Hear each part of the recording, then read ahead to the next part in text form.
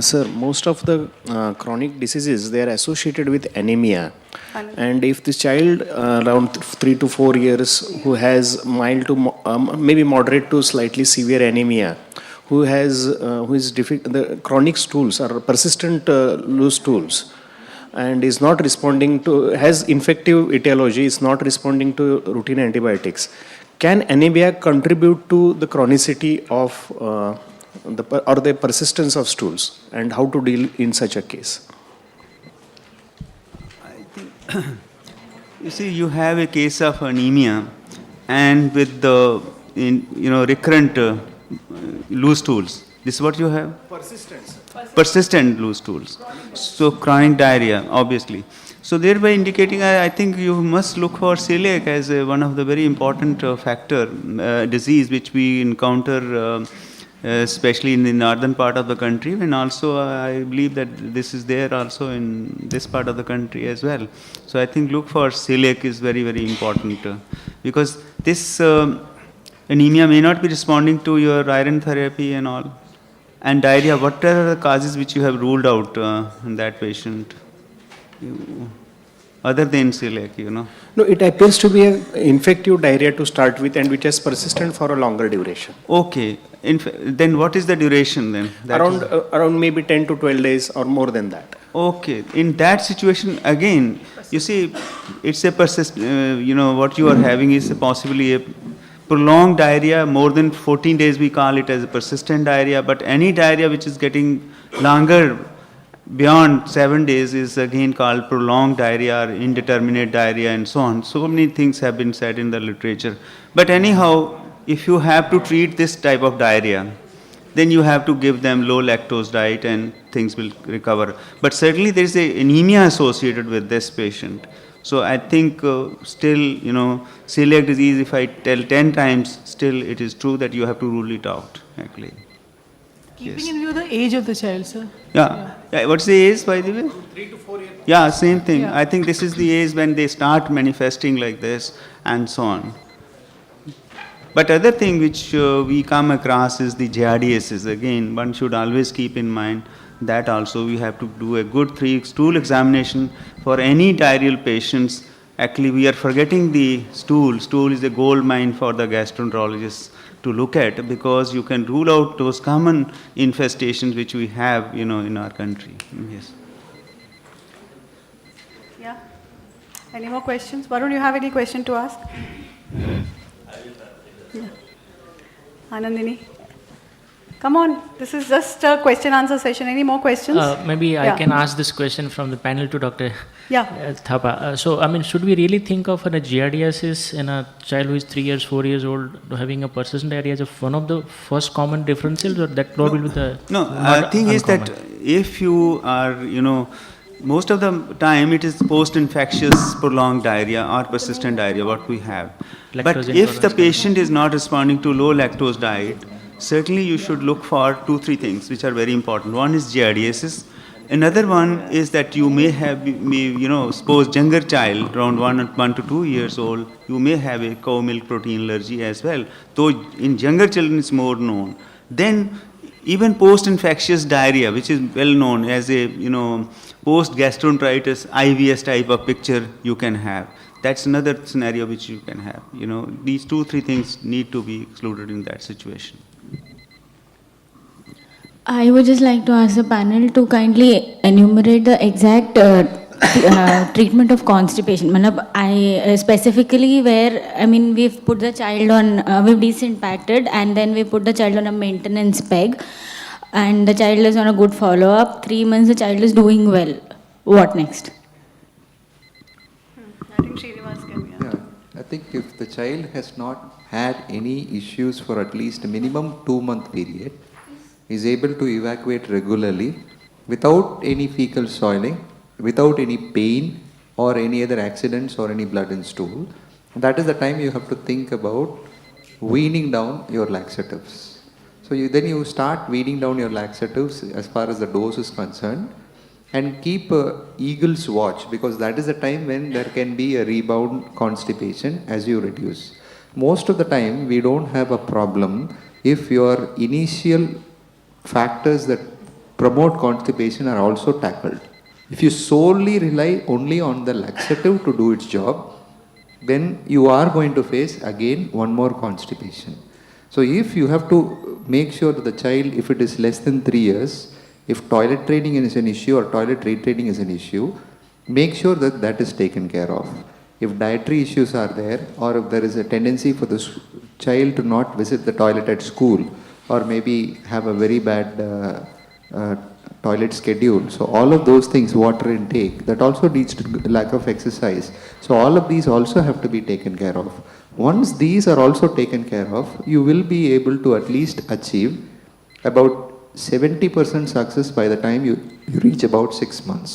So the time period to start weaning is about, let's say, 2 to 3 months, and then over a period of 3 months, if you're able to slowly wean off the laxative, even sometimes give alternate day and then keep an eagle's watch, you will achieve about success about 70% of the cases.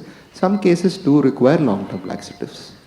We wean off the laxatives by halving the dose or kind of reducing the dose to OD, or how is it like? Or Usually we'll reduce it to half and then maybe once daily and then alternate days. okay. And sir, for that child also had a fissure. Any specific treatment for the fissure per se? I mean, it really depends on the age of the child. Very small children do not tolerate most of the time any local therapies. So if at all, what is most easily accepted by children is something called as a sitz bath. So you can use the same potty where you want to train the child for toilet training to just fill up some warm water and put some rock salt and ask them to just sit on it. That is more than enough. At night time, maybe sometimes simple thing that can be given is only a lignocaine jelly. But apart from that, no other, even if you try and use something which contains nitrate, etc., it may cause headache for small children, so that's not recommended.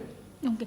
Lignocaine jelly and all ideally should be applied at the fissure, matlab inside the. Most of the anal time we canal. don't need it. Okay. Most of the time we don't use it, we don't need it. Okay. Thank you. Dr. Thapa wants to. During weaning, sometimes these children can have soiling. Many parents think that it's due to over treatment, and then this is a diarrhea, and that's why they just suddenly stop the treatment.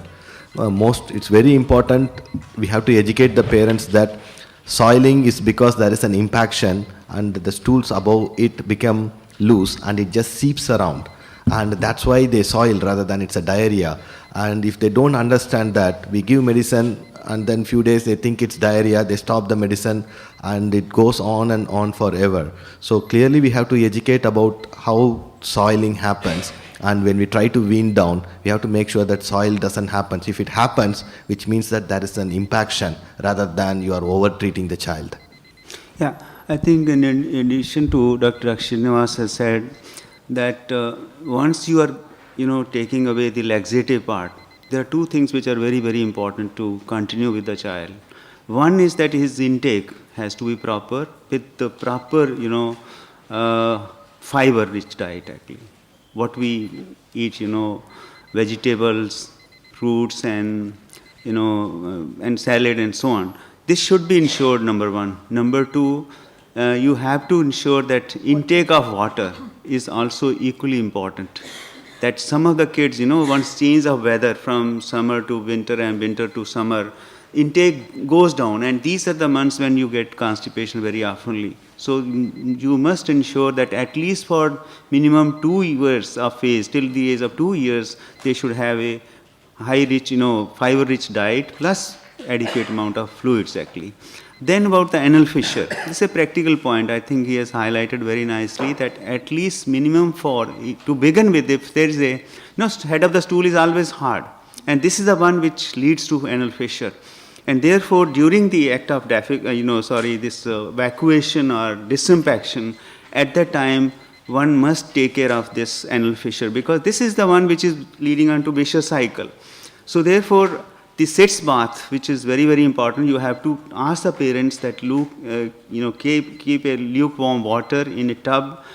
Along with that, you can put in some few crystals of KMNO4, potassium permanganate actually. And this should be done twice a day for at least 10 minutes. If 10 minutes kahoge, to 5 minutes wo rakhega. So at least for 10 days, twice a day for 2 weeks, because healing takes time. And if you have to apply xylocaine, you have to have a 5% yearly. Actually, that's not available. It's only 2%, but still it can give you relief. And that's how you have to ask the parents that put that drop on the pulp of your finger and put over the anal opening like this, and with the pulp of finger you can just push in like that. Don't do this way. This will injure further. So therefore you have to ensure that this is given in this way, and within 2 weeks time you will have a relief of the problem which is there. And obviously once the stools are soft, passed by the baby, then next time baby will be confident to pass stool, and therefore then the squatting position is another thing which is very, very important. We must ensure that baby should always pass stool in a squatting position, which is a natural, where hips should be flexed, knees should be flexed to pass stool. Yes. I think as a pediatrician, it is our responsibility to spend some time with the family counseling, not only writing the prescription, because that's what probably as a pediatrician we lag behind. I think any chronic disease like constipation, you have to spend time with the family counseling about the diet. The medicine is only a part of the treatment and not the only treatment. Any questions? And also counseling plus education about the anatomy of this area is very, very important. Do you ever need to send these children with fissures for surgery? How No, often there is a need? never. No. Never So there's in my no practice. need for surgery in most 35 patients. years, yes. Maybe a little practical question as a pediatrician perspective, that many times the child comes with the impacted stool and parents have probably tried their best at their home. So the treatment of impaction, local versus systemic, like oral medications versus a local enema. Any take on that? Yeah, I think that was Srinivas had. Sarah. No, we have explained yesterday in the first case I that we should missed use that the part. actually polyethylene glycol, which is orally, and single time actually disinfection is much better than the home done actually disinfection. For younger children who are not able to actually drink so much of that polyethylene glycol, we should put a small nasogastric tube and keep on running the fluid in that. It is 25 ml per kg per hour actually until the time the stools become clear. If you give this thing, we have seen in our own practice also experience that it works very well actually. Once they are in the hospital, you can counsel them, give them diet charts, at the same time do disinfection, and second day you can send them home. But one caution is little caution, that be sure that the fluid overload does not take place. We have seen 2 cases so far where there was a little fluid overload and also dyselectrolemia. So these days we are getting polyethylene glycol preparations which are having the electrolytes along with that. So that suits very well, and thereafter put them on maintenance. We are not finding difficulty, Dr. Thapa will agree with me, in actually treating constipation and having a better compliance. When we do these 3 things, counseling, diet, toilet training, and the emphasis on continuation of maintenance therapy for a longer time, even if the child is passing normal. Yeah. So I have a little doubt about the insistence on admitting the patient. Absolutely. Can we do home management also? Yeah. Do that, Yeah. we have given you the option. You see, perceptions, practices, they vary. In a private sector, in let us say Bombay is a hi-fi city, a lady may not like to come and sit in your hospital. That too, if it is not a private ward, here you can do the home, disinfection can be done. That is for a 3 days period. For parents who can understand the I think therapy. the question is often the child is not willing to drink that at home. That is the volume is too much. I think, can I take up this? Okay. I think every time we should not believe in that you have to give, so-called peg-leg fluid, polyethylene glycol fluid to be, taken by the child. And it's a huge amount, they vomit, they create a lot of chaotic situations. Now, what we have is electrolyte and as well as non-electrolyte polyethylene glycol, which is available in the market, freely available. This can be, in fact, you have to give a little higher dose, that means 1.5 to 2 gram per kg body weight. This is recommended as a disinfection dose. You have to divide into 2 actually. So it should be dissolved in water around about 240 they say, but what we do in practice is that small glass jo ghar mein hota hai na chota, it's equivalent to 200 ml. If child is not able to finish stat, you can stagger it over 5-10 minutes and so on. But yeah, At the same time, same breath, you have to explain that this drug is going to work if child is going to take enough water. Because it's an osmotic agent. The osmotic agent will only work if there is a lot of fluid intake. And this is recommended for 4 to 6 days for disinfection purpose. That means at least you can wait for 7 days. If the child is passing soft stools once or even 2 times or 3 times, at least then you can shift over to maintenance therapy. That means you can reduce it to around 1 gram or even less, depending upon the response of the patient. That's what we follow. Hardly we are admitting these patients for disinfection we're also purpose. not doing Hardly, no. See, there is no actually bone of contention on this point, whether you admit, you don't admit. Even if in our hospital, suppose there is a patient, you have to actually evaluate. You admit, do it quickly. In 4 to 5 days, time patient is out and with a diagnosis. Vis-a-vis, if you are in the OPD service, you get an ultrasound date, then you will get barium date, then you will get endoscopy date. It goes on for maybe weeks to months even. So best thing is to cut it short to make it more effective. And it also depends upon what is the reputation of the doctor, what is the reputation of that particular institute or hospital. So they will listen to you, they may not listen to you. They will listen by and large, I am sure. To Dr. Thapa and to our institution, they will immediately listen and they will abide by that thing. So it depends upon the situations. How it is. There is no hard and fast rule. There is a lot of complaint from the mothers usually saying that my child doesn't like the home food and would prefer the junk food or the fast food. So I have recently started saying to the children who are a little more older and maybe aware that who do you want to make richer, the American farmer or your own farmer who's growing the crop for you. So they seems to be working with some of the kids who are a little aware of the situations around us. Okay, I had a question.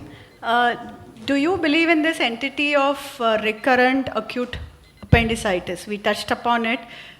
We do see kids who keep coming back with acute abdominal pain, kind of settles after some time, they're given some fluids. Ultrasound does not necessarily show much during admissions, but then finally, one such episode becomes more severe and they go for surgery. So is there this entity and how do you diagnose it and how do you manage? If there is a clinical suspicion of appendicitis and there is pain localized to the right iliac fossa on each time, most of the time, sometimes ultrasonography, though it doesn't pick up, many of the radiology centers are combining it with the CT screening.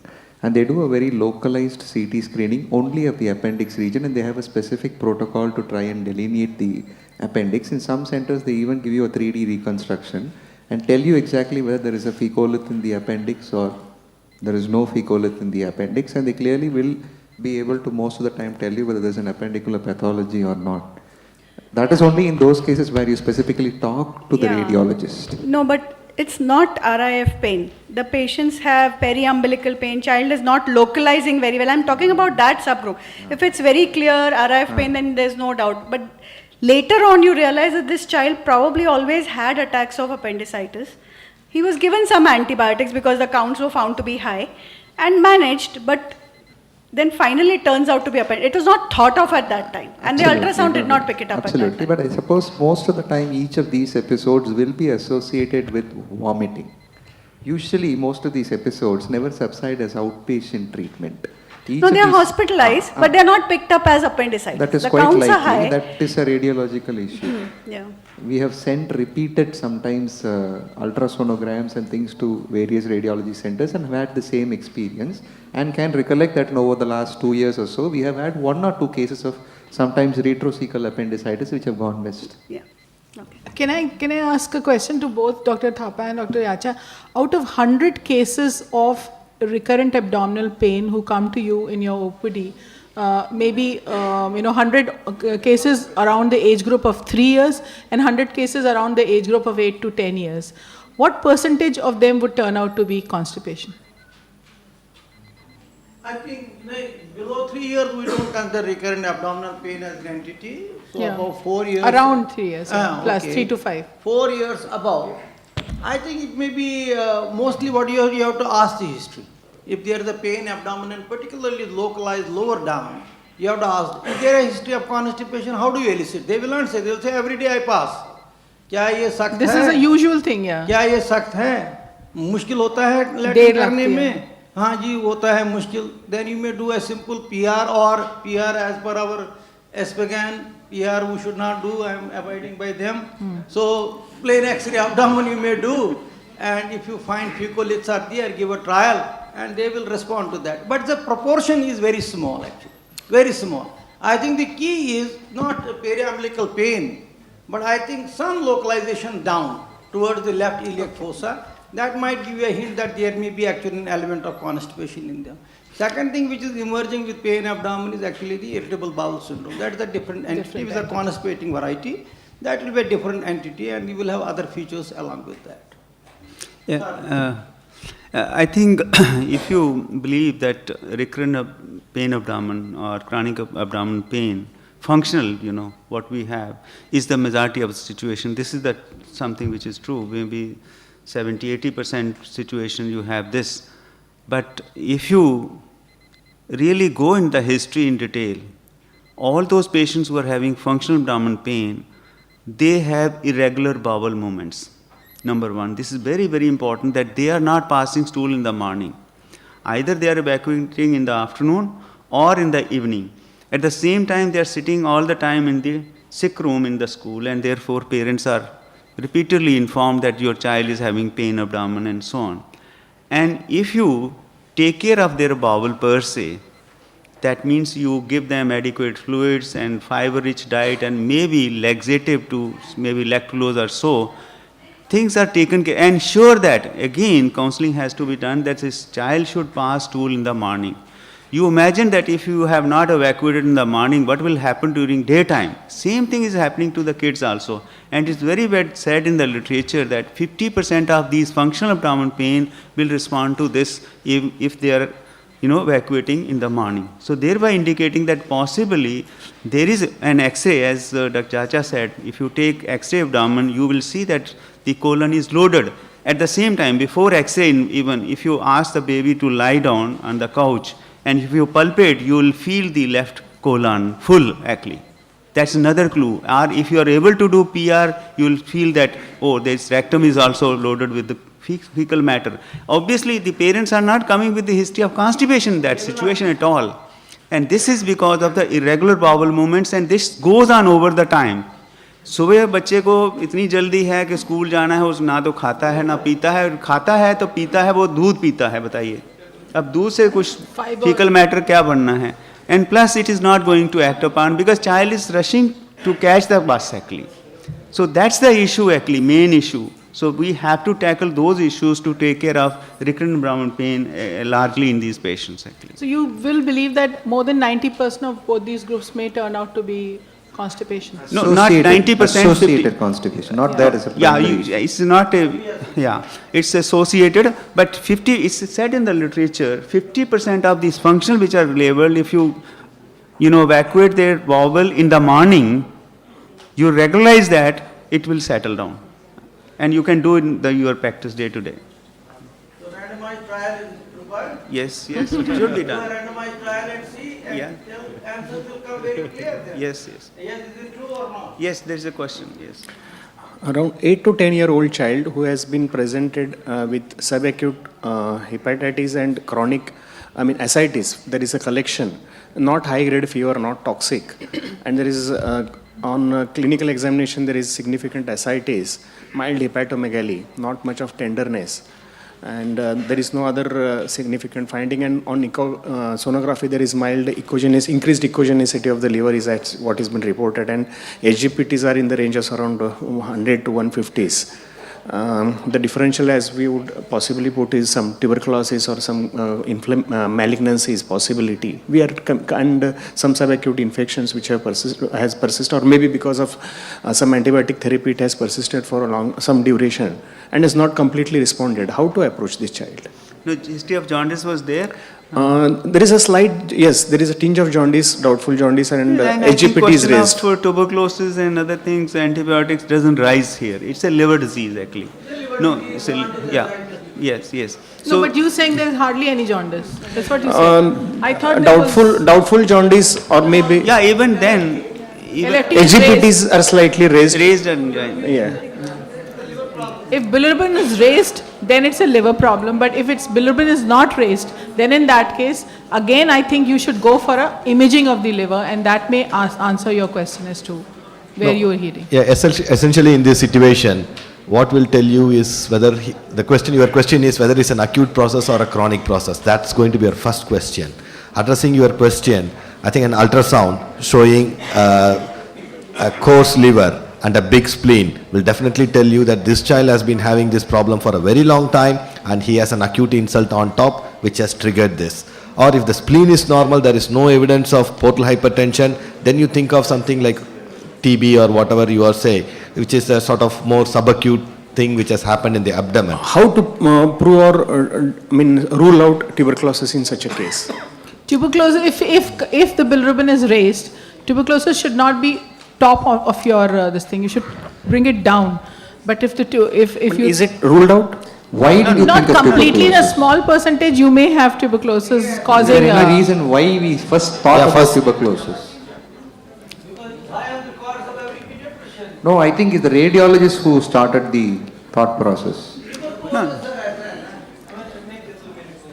Tuberculosis जो है ना ये दिमाग से आप निकालिए tuberculosis ज़्यादा है ऐसा मत सोचे हर चीज़ में चाहे क्रॉनिक डायरिया है Thapa sahab will agree with me coeliac disease में 20% में ट्यूबरकुलोसिस की दवाई राइट आप देखिए chronic abdominal pain with some lymph nodes mesenteric nodes ATT दे दो साहब प्राइमरी कॉम्प्लेक्स दिखता है चेस्ट एक्सरे में पता नहीं कौन सा प्राइमरी कॉम्प्लेक्स तो एटीटी दे दो with the result what is happening the resistance to ATT drugs is very high now in India very high second thing is what is happening unnecessarily they are exposed to ATT even in pancreatitis people have given ATT please don't use ascites tubercular ascites is a different entity liver spleen may be enlarged to some extent as a part of disseminated tuberculosis jaundice is not a manifestation and you have to do ascitic tap in those patients and find out what is the whether it's transitate, exudate, and then go according to that algorithm.